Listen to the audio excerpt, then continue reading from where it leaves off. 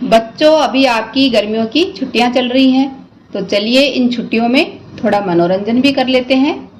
मैं अभी आपके लिए एक चंपक की कहानी लेकर आई हूँ, जिसका नाम है मिंकू को सिखाया सबक। चंपक वन में कुछ दिन पहले मिंकू चूहे ने बड़ी समझदारी और बहादुरी से शिकारियों का जाल कुतरकर कुछ जानवरों को बचाया था। उसकी इस बहादुरी से खुश होकर राजा शेर सिंह ने उसे पुरस्कार भी दिया। लेकिन उस दिन के बाद मिंकू को पूरे चंपक वन में सबसे समझदार और बहादुर होने की गलतफहमी और घमंड हो गया। एक दिन सनी सांप ने मिंकू से कहा, मिंकू, तुम और मैं बिल्कुल एक जैसे हैं, चलो हम दोस्त बन जाते हैं। ये सनी सांप ने कहा। मिंकू को सनी की ये बात बिल्कुल पसंद नहीं आई, क्योंकि उसके मुताबिक पूरे चंपक वन में उसके जैसा समझदार कोई था ही नहीं। मिंकू जानता था कि सनी को अंग्रेजी नहीं आती है, इसलिए उसने गुस्से में सनी को जानबूझकर अंग्रेजी में जवाब दिया, no, we are not same, you now know English, I may be small like you, but my mind is like intelligent, joint between you and my morning snack, my morning snack is better।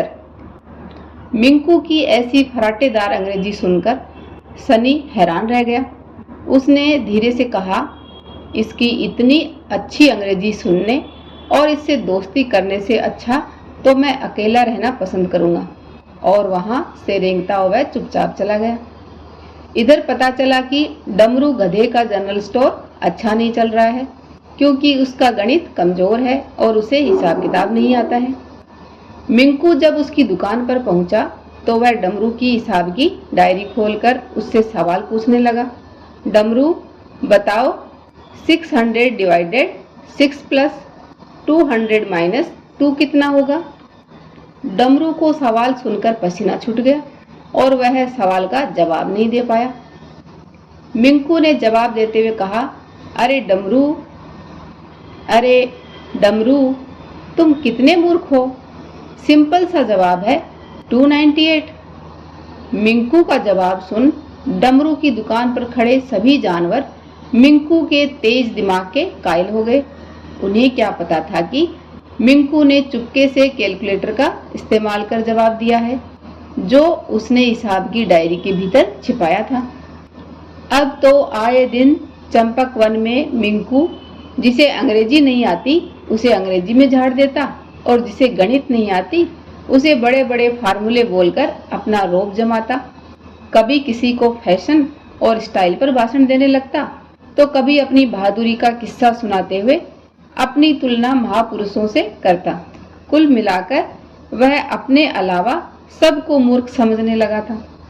Minku के व्यवहार से Champak one में सभी उससे नाराज और दुखी थे, पर सबसे ज्यादा दुखी था उसका बेस्ट फ्रेंड जंपी बंदर और ब्लेकी भालू, क्योंकि मिंकू ने उनसे कहा, अब देखो जंपी और ब्लेकी, मैं भी तुम दोनों की तरह चंपक वन में ही रहता हूँ, लेकिन मैं अपनी समझदारी और बहादुरी के कारण कितना फेमस हो गया हूँ और तुम दोनों वहीं के वहीं रह गए।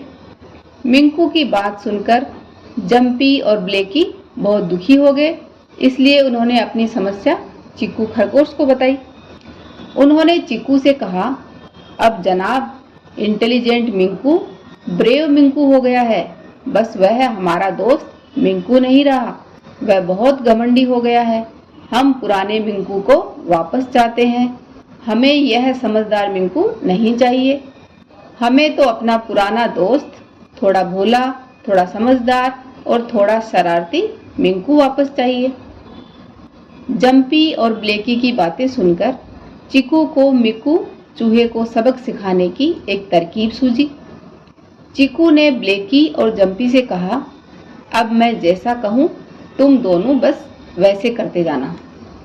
अगले दिन चिक्कू खरगोश मिक्कू से मिला और बोला, मिक्कू, तुम तो बहुत इंटेलिजेंट हो, लेकिन एक बात कहूँ, बुरा मत मानना, इस छोटे शरीर पर ये मोटी अकल कुछ जमती नहीं है। मिक्कू ने चिक्कू को घूरा और कहा, क्या मतलब? चिक्कू ने बड़े प्यार से कहा, अरे मेरा मतलब है कि आप जैसा इंटेलिजेंट और बहादुर का तो चंपक वन के राजा शेर सिंह जैसा शरीर होना चाहिए। यह सुनकर मिक्कू खुश होकर गुब्बारे की तरह फूल गया। उसने चिक्कू से पूछा, लेकिन ऐसा होगा कैसे? चिक्कू ने कहा, नीली पहाड़ी पर मेरी दोस्त और बहुत बड़ी जादूगर कोको बिल्ली रहती है। उसे भेष बदलने का जादू आता है। तुम चाहो तो मेरे साथ वहां चलो और अपना भेष बदल लो। मिंकू ने थोड़ा सोचा और खुद की राजा शेर सिंह के कॉस्ट्यूम में कल्पना की। उसकी खुशी का ठिकाना नहीं रहा। उसने चिक्कू से कहा, अगर ऐसा सच में हो सकता है तो मैं तैयार हूँ। चिक्कू मिक्कू को लेकर नीली पहाड़ी पर जादूगर कोको बिल्ली के पास पहुंच गया। चिक्कू ने कोको को पहले ही समझा दिया कि क्या करना है। कोको ने मंत्र पढ़ते हुए कहा, होक्स पोक्स, अपना भेष बदलने की करो तैयारी। फिर उसने मिक्कू से पूछा, बताओ तुम्हें कौन सा भेष चाहिए? मिक्कू तपाक से बोला, राजा शेर सिंह का। कोको ने कुछ मंत्र पढ़ते हुए कहा, मिक्कू को राजा शेर सिंह जैसा बना दो। फिर उसने कुछ धुआं मिक्कू की तरफ उड़ाया और कहा, लो बिल्कुल बन गए तुम राजा शेर सिंह। मिक्कू रोमांचित था। चिक्कू उसे देखकर कहने लगा, वाह, वही रोबदार मूछें, वही कंटीले दांत, तुम तो बिल्कुल राजा शेर सिंह ही लग रहे हो। चिक्कू की बात सुनकर मिक्कू फूला नहीं समा रहा था। जैसे ही चिक्कू और मिक्कू नीली पहाड़ी से चंपकवन लौटे तो जंपी बंदर और ब्लेकी भालू ने मिक्कू को महाराज नमस्कार कहा। उसे पूरा यकीन हो गया कि वह बिल्कुल राजा शेर सिंह बन गया है। अब वह राजा की तरह वनवासियों को ऑर्डर देने लगा और एक दो छोटे मोटे जानवरों को तो उसने सजा सुनाने की धमकी भी दे दी। लेकिन जल्द ही असली राजा शेर सिंह अपने सैनिकों के साथ वहां पहुंचा। मिंकू उन्हें अचानक सामने देखकर सकपका गया। पर पीछे से चिक्कू ने कहा, डरना मत, हमारे लिए तुम ही असली राजा शेर सिंह हो। यह सुनकर मिंकू जोश में आ गया और उसी जोश से उसने राजा शेर सिंह की ओर देखते हुए कहा, तो तुम हो जो खुद को राजा शेर सिंह कहते हो। राजा शेर सिंह हैरानी से मिंकू की ओर देखने लगा और उसके सैनिक शक की निगाह से राजा शेर सिंह की ओर देखने लगे। इतना कहकर मिंकू रुका नहीं। वह सच में खुद को चंपकवन का राजा समझ बैठा था। इसीलिए उसने कहा, आज नकली राजा शेर सिंह को असली राजा शेर सिंह से मुकाबला करना होगा। चिक्कू इस बात पर जोर से ताली बजाने लगा तो आदतन जंपी बंदर और ब्लेकी भालू भी ताली बजाने लगे।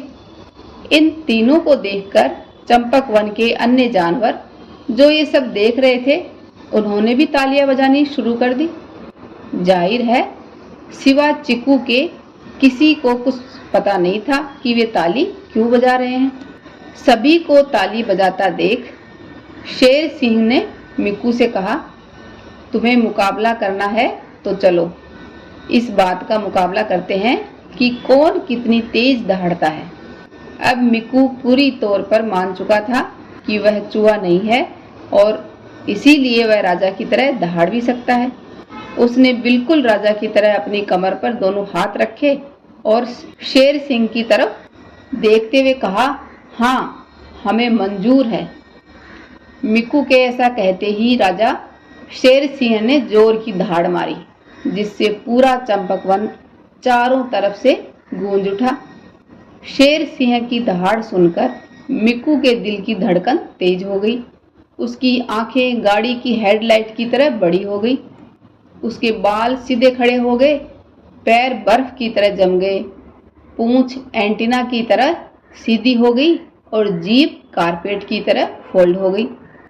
मिंकू का ऐसा हुलिया देखकर राजा शेर सिंह के साथ सभी हंसने लगे और फिर कोई उसे दहाड़ने के लिए नहीं कह सका। थोड़ी देर बाद जब मिंकू होश में आया तो वह वाकई जंपी बंदर और ब्लेकी भालू का पुराना दोस्त, थोड़ा भोला, थोड़ा समझदार और थोड़ा शरारती मिंकू था, क्योंकि अब उसकी अकल ठिकाने आ चुकी थी। तो बच्चों, इस कहानी से हमें क्या शिक्षा मिलती है? हमें भी अपने किसी गुण पर इतना गुमान या घमंड नहीं करना चाहिए और अपने दोस्तों के साथ मिलजुल कर ही रहना चाहिए। बच्चों, ऐसी ही और मज़ेदार कहानी सुनने के लिए आप मेरा चैनल सब्सक्राइब, लाइक व अपने दोस्तों के साथ शेयर करना ना भूलें। धन्यवाद।